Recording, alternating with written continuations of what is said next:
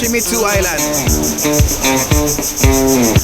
So itong island daw na to ay pinangalan sa dalawang Japanese na pumunta dito kasi meron daw secret lagoon sa likod nito.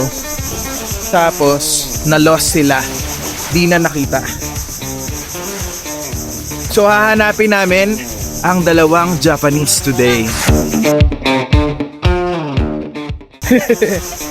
Hanapin natin yung dalawang Japanese.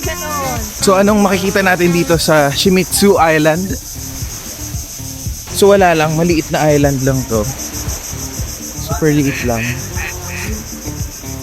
Nothing special. Joke lang.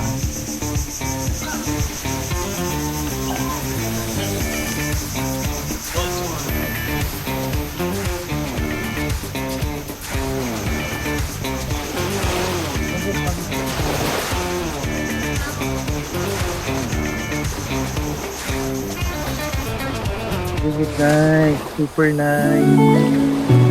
Lord, ang ganda din eh. Din eh. Ayan. 1, 2, 3. Hindi ka mapantay. Ang dalawa ko. Nag-iibon na.